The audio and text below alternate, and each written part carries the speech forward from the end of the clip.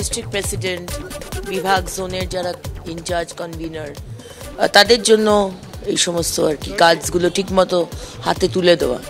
কারণ এত মানুষ আসছেন, মানে কি বলবো, হাজারে হাজারে মানুষ আর কি পৌঁছচ্ছেন, তো সেইখানে যাতে আমাদের বিশেষ ব্যক্তিরা তারা ঠিকমতো বসতে পান সেই ব্যবস্থা করে। এখান থেকে নিয়ে না একটা আর তো ঘন্টাখানেক তার এই মূল অনুষ্ঠান শুরু হয়ে যাবে, সেই প্রস্তুতি কতটা এবং আজকের যে রেকর্ড এর কথা বলা হচ্ছে সেটা কতটা সম্পন্ন হবে?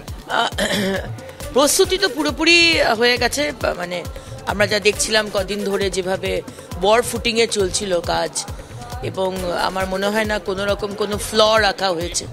বিশাল স্টেজ, বিশাল ব্যবস্থা, এবং অত্যন্ত সিস্টেম্যাটিকভাবে করা, ব্লক ব্লক করে করা হয়েছে, সেই ব্লকের আলাদা গেট রয়েছে।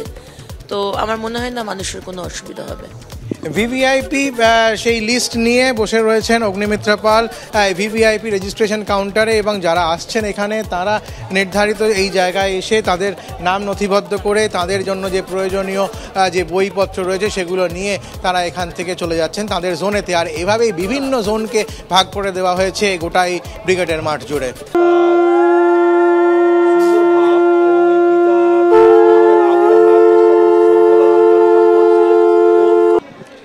দেখো, আমরা এই মুহূর্তে রয়েছি ব্রিগেডে এবং তোমাকে দেখিয়ে দেবো এই যে লক্ষ্যকণ্ঠে গীতাপাঠ, তার জন্য ইতিমধ্যেই মানুষজন প্রায় পরিপূর্ণ হয়ে গিয়েছেন।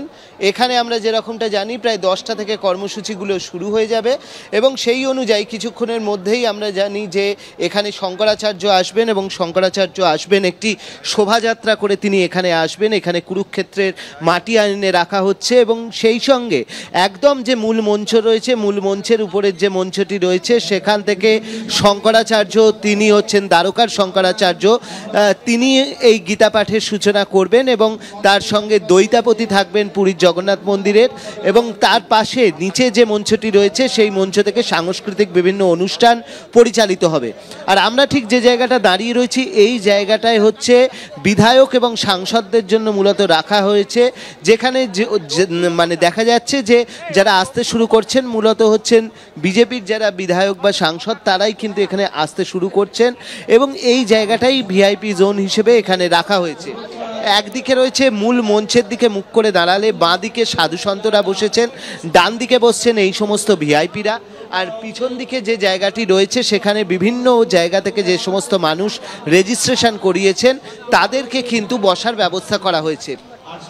নির্দিষ্ট পোশাক বিধি রয়েছে স্বেচ্ছাসেবকদের, তারা এইভাবেই পুরো জায়গাটি এখানে সংগঠিত করেছেন, এবং সংগঠিত করার পর 10টা থেকে এই কর্মসূচি চালু হয়ে যাবে, এবং লক্ষ্যকণ্ঠে গীতা পাঠ, সেই লক্ষ্যকণ্ঠে গীতা পাঠের অনুষ্ঠান কিন্তু চালু হয়ে যাবে।